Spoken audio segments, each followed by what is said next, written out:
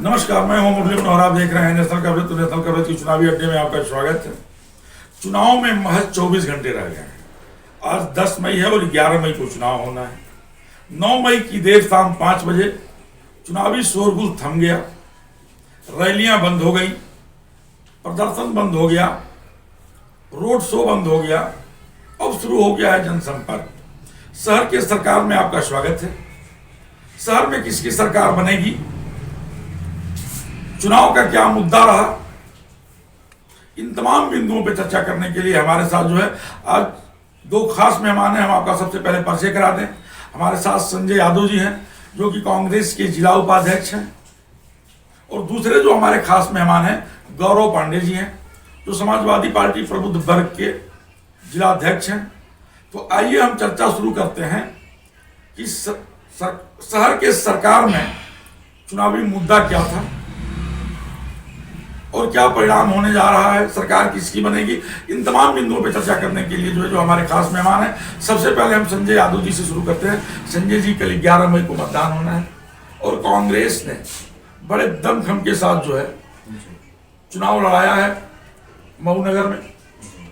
आपको क्या लगता है मऊ नगर का रिजल्ट इस बार क्या होगा और किन बिंदुओं को लेकर के चुनाव लड़ाया गया? देखिए, जिस तरह से जो पिछला माहौल रहा और जनता यहाँ परिवर्तन चाहती है, और जिस तरह से हम लोगों ने मेहनत किया, जैसे यहाँ के ताला मारने का काम किया गया नगर पालिका में, और जो काम नहीं होता था उसके प्रति लड़ने का काम किया गया, जेल भरो आंदोलन से लेके तमाम जो है हम लोग रोड पे काम किए, जिसके वजह से जनता यहाँ की देख रही है कि काम किसने किया। इस जनपद को भी बनाने में कांग्रेस का योगदान रहा, हमारे नेता स्वर्गीय कल्पनाथ राय जी का योगदान रहा, और आज के डेट में परिवर्तन बहुत जरूरी है और जनता मन बना ली है कि कांग्रेस के प्रत्याशी को विष्णु प्रकाश कुशवाहा। संजय जी कह रहे हैं कि परिवर्तन होना चाहिए, जनता ने परिवर्तन का मन बना लिया है। आपको क्या लगता है कि 11 मई को होने वाले मतदान में परिवर्तन होगा? देखिए, निश्चित तौर पर परिवर्तन तो हमारे पार्टी ने किया। एक युवा नए चेहरे को मऊ की जनता के बीच भेजा, जिसको मऊ की जनता ने हाथों हाथ लिया है। और निश्चित तौर पर समाजवादी पार्टी ने मऊ में इतिहास रचा है। सबसे ज़्यादा बार समाजवादी पार्टी के चेयरमैन मऊ के अंदर रहे हैं, और इस बार का जो लोगों का उत्साह था प्रत्याशी को देख के, हमारे नया नौजवान प्रत्याशी लोगों के बीच में आया है। बहुत दिनों से शहर लोग चाहते थे कि एक नया प्रत्याशी आए, सबकी ये मांग। लेकिन चर्चा तो ये भी है कि समाजवादी पार्टी ने अपना प्रत्याशी बदल दिया है और बदलने की वजह से सीट हार रही है। ये चर्चा है लोगों की। समाजवादी पार्टी सीट कैसे हार रही है? समाजवादी पार्टी का वोट बैंक समाजवादी पार्टी के साथ है। नौजवान प्रत्याशी आने की वजह से नौजवानों में काफी उत्साह है। नौजवान लंबे पैमाने पे हमको वोट कर रहा है। संजय जी, आपको क्या लगता है परिवर्तन होगा तो चुनाव कौन जीतेगा? एकदम परिवर्तन हुआ। जनता मन बना ली है कि कांग्रेस में पुनः वापसी होना है। 32 साल हो गए कांग्रेस की गवर्नमेंट को। इस बीच में सपा बसपा ने एक ईंट रखने का अगर काम किया हो तो यहाँ की जनता बताए, वो देख रही है कि जो भी कुछ विकास हुआ आदरणीय स्वर्गीय कल्पनाथ राय जी के देख रेख में हुआ। संजय जी का दावा है कांग्रेस जीत रही है। सब दल के लोग का अपना अपना दावा है, मगर कांग्रेस पार्टी वोट कहाँ से लाएगी?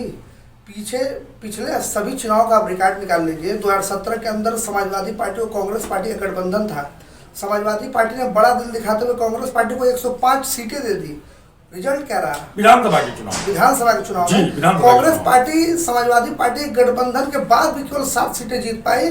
बाकी 105% 98 सीटों पे कांग्रेस की जमानत जब्त हो गई। कांग्रेस अपने वोट विधानसभा चुनाव का बड़ा आरोप है। कांग्रेस अपने बड़ा आरोप लग रहा है वोट बैंक को अपने साथ नहीं ला पाई। समाजवादी पार्टी के साथ आपका गठबंधन हुआ, उसके बाद भी जो है 98 सीटों पर आप लोगों की जमानत जब्त हो गई। समाजवादी पार्टी के कार्यकर्ता आपके साथ नहीं लगे या आपके पास अपनी कमजोरी थी? देखिए, एक चीज और है, आंकड़े भी आप देखेंगे तो पता चल जाएगा। दूसरी चीज की बड़ी पार्टी जब छोटी पार्टी से हाथ मिलाती है तो बड़ी पार्टी को नुकसान होता है और छोटी पार्टी को फायदा होता है। वही हुआ विधानसभा में। और हम विधानसभा की बात नहीं, आज के डेट में हम यहाँ नगर निकाय और चेयरमैनी की बात करने आए हैं। गौरव जी, ये माना जा रहा है कि ये चुनाव जो है 2024 लोकसभा का सेमीफाइनल है। जो दल जितना बढ़िया सीट जीतेगा माना जाएगा कि 2024 में वो आएगा। आपको क्या लगता है? देखिए, समाजवादी पार्टी पूरे उत्तर प्रदेश में अगर भाजपा कोई रोकने का काम कर रहा है तो केवल एक पार्टी है, समाजवादी पार्टी। कांग्रेस पार्टी और बहुजन समाज पार्टी का उत्तर प्रदेश जनाधार समाप्त हो चुका है। चाहे वो आप विधानसभा का चुनाव देख लीजिए, विधानसभा चुनाव में बहुजन समाज पार्टी की 1 सीट और कांग्रेस पार्टी की 2 सीटें रही। समाजवादी पार्टी ने भारतीय जनता पार्टी से लड़ने का काम किया। जनता ने 34% वोट देकर 111 MLA जिताकर जनता ने यह संदेश देने का काम किया कि समाजवादी पार्टी ही एक ऐसी पार्टी जो भारतीय जनता पार्टी के विजय रथ को रोक सकती है। वही हाल नगर पालिका के चुनाव में होगा पूरे उत्तर प्रदेश के अंदर। संजय जी, बहुत बड़ा आरोप लग रहा है कि सिर्फ और सिर्फ भाजपा को सपा ही रोक पाएगी। हम भाजपा को आप लोगों के पास कमजोरी क्या है? संगठन नहीं है, रणनीति नहीं है, या काम करने का तरीका नहीं है? ये मैं नहीं, ये आम जनमानस पूछ रहे हैं कि कांग्रेस इतनी बड़ी पार्टी जो है उत्तर प्रदेश में क्यों फेल्योर होती जा रही है? नहीं, वो देखिए, जातिगत समीकरण के आधार पे आप बात कर रहे हैं जी। हम आज की डेट में बहुत मजबूती से चुनाव लड़ रहे हैं और चुनाव जीतने जा रहे हैं। रिजल्ट आपके सामने 11 को चुनाव है, 17 को रिजल्ट आ जाएगा। 13 को रिजल्ट आ जाएगा। 13 को रिजल्ट आ जाएगा। जी 13 को रिजल्ट आ जाएगा। गौरव जी, आपको क्या लगता है? चर्चा यहाँ ये है कि यहाँ बसपा लड़ रही है, भाजपा लड़ रही है, सपा और कांग्रेस दोनों लड़ाई से बाहर हैं। आपको क्या लगता है? देखिए, चर्चा फैलाया गया है। बहुजन समाज पार्टी के जो कैंडिडेट हैं और भारतीय जनता पार्टी ने के मंत्री जी ने जिस कैंडिडेट को उतारा है, अजय कुमार जी को, बहुजन समाज पार्टी का बहुत लंबा वोटर को भारतीय जनता पार्टी ने अपने तरफ कर रहा है। क्योंकि दलित समाज से भारतीय जनता पार्टी ने पहली बार ये जो सामान्य सीट पे कैंडिडेट देने का काम किया है। निश्चित तौर पर बहुजन समाज पार्टी के बहुत लंबे पैमाने पर वोट बैंक ट्रांसफर भाजपा की तरफ हो रहा है। अरशद जमाल जी चुनाव जीत कहाँ रहे हैं? अरशद जमाल जी केवल यानी भाजपा चुनाव जीत जाएगी। भाजपा और समाजवादी पार्टी के बीच चुनाव होने जा रहा है। गौरव जी का कहना यह है कि दलित वोट जो है अजय जी के साथ, बीजेपी के साथ जा रहा है। नहीं, देखिए, बेस वोट हुआ करता था, दलित और माइनॉरिटी कांग्रेस का बेस वोट हुआ करता था और वो बेस वोट अपने घर वापसी के लिए मन बना लिया है और वो कांग्रेस को वोट करने जा रहा है। यानी दलित और माइनॉरिटी दोनों जो है बिल्कुल कांग्रेस को वोट करने जा रहा है। विष्णु प्रकाश कुशवाहा यहाँ चेयरमैन होने जा रहे हैं। चुनावी मुद्दा क्या रहा है? चुनावी मुद्दा हम लोगों का तमाम मुद्दा रहा जो है नाली, रोड, खड़ंजा, जो दुर्दशा है आज हमारे यहाँ की, उसी पे हम लोग चुनाव लड़े हैं। गौरव जी, क्या लग रहा है? चुनाव जातिगत हुआ है या मुद्दे पे हुआ है? चुनाव मुद्दे पे हुआ है और मुद्दे पे होगा। समाजवादी पार्टी ने नए प्रत्याशी को देके अपना स्टैंड साफ कर दिया कि जनता नए प्रत्याशी को चाहती थी और पार्टी ने नए प्रत्याशी को दिया और हम लोग निश्चित तौर पर लंबे मार्जिन से चुनाव जीत के आएंगे और नगर में जितनी महत्वपूर्ण समस्याएं हैं। पिछले अगर 2 दशक की बात हम करें तो 2 दशक जो है, 2 दशक की बात मैं कर रहा हूँ, सिर्फ 2 लोगों के बीच में जो है नगर पालिका जो है घूमती रही। कभी तैयब पालकी, कभी अरशद जमाल।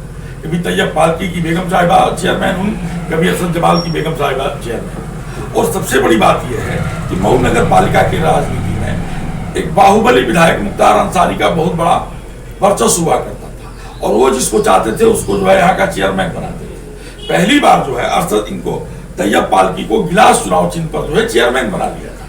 ये इस समय बांदा जेल में है, तो बांदा जेल में रहने और उनके प्रभाव न होने से नगर पालिका के चुनाव में संजय जी कितना असर पड़ रहा है? देखिए, असर तो जनता मन बना ली है, असर तो बहुत पड़ने जा रहा है जी। क्योंकि अब तक सपा और बसपा ही यहाँ सत्ता में रही और इसलिए हमारे जिले की दुर्दशा होती रही जी। अब जनता मन बना ली है कि यहाँ जो है विष्णु प्रकाश कुशवाहा को संजय जी कह रहे हैं कि जनता ने मन बना लिया है, यहाँ जो है दुर्दशा होती रही है, जनता की दुर्दशा होती रही है। जनता की दुर्दशा वर्तमान समय में जितना भाजपा ने किया, संजय जी ने एक बार नहीं कहा। समाजवादी पार्टी जब भी चेयरमैन समाजवादी पार्टी का जीता है, लेकिन यहाँ कभी भाजपा का चेयरमैन नहीं हुआ। यहाँ जब भी हुआ या तो मुख्तार समर्थित हुआ या बसपा से हुआ या सपा से हुआ। समाजवादी पार्टी ने हमेशा काम किया है नगर में। हमारे चेयरमैन तैयब पालकी साहब थे, देखिए कम्युनिटी हॉल बनाए थे। नगरों में जितना लाइट का काम हुआ था उनके कार्यकाल में हुआ। आज हमारे पार्टी में हो जितना काम है, और तैयब पालकी साहब ने मंचों से कहा है कि वो आबिद अख्तर साहब पार्टी में टिकट दिया। जितना तैयब पालकी साहब का जो प्रोजेक्ट है, जो उन्होंने सोचा था कि मऊ के विकास के लिए काम करेंगे, वो प्राथमिकताएं रहेंगी। संजय जी, अंतिम सवाल आपसे, समय बहुत कम है, अंतिम सवाल मैं आपसे करना चाहता हूँ। नगर विकास मंत्री मऊ जनपद के रहने वाले हैं। एक ये भी चर्चा चल रहा है कि अगर बीजेपी हारेगी तो मऊ का विकास नहीं होगा। इसमें कितना बल मिलता है, कितना दम मिलता है? देखिए, बीजेपी चूंकि तानाशाही सरकार जिसे आज चला रही है, यहाँ के मंत्री हैं, और मैं सुना कल जो है भाषणों में कि जो भी उनका बीजेपी का जो भी नेता खड़ा होता था वो एक ही चीज बोलता था कि स्वर्गीय कल्पनाथ राय जी ने जो विकास किया है वही विकास फिर से मैं करवाना चाहता हूं। ये विकास कहीं ना कहीं से वो जानते हैं कि विकास किसके द्वारा हुआ है, कब हुआ है, कांग्रेस के द्वारा हुआ है। बिल्कुल। गौरव जी, मैं आपसे इस पे प्रतिक्रिया ले लेना चाहता हूँ। संजय जी ने कहा है कि कल्पनाथ राय ने विकास किया। देखिए, कल्पनाथ राय जी के योगदान को मऊ में रहने वाला कोई व्यक्ति भुला नहीं सकता है। निश्चित तौर पे कल्पनाथ राय जी ने मऊ को बनाया, और मऊ को नहीं पूर्वांचल में मुझको लगता है कि जितना प्रोजेक्ट वो मंत्री रहते ले आए वो अद्वितीय रहा। उसके बाद वास्तविकता है कि मऊ में कोई ऐसा नेता नहीं हुआ जो काम करा सकता है।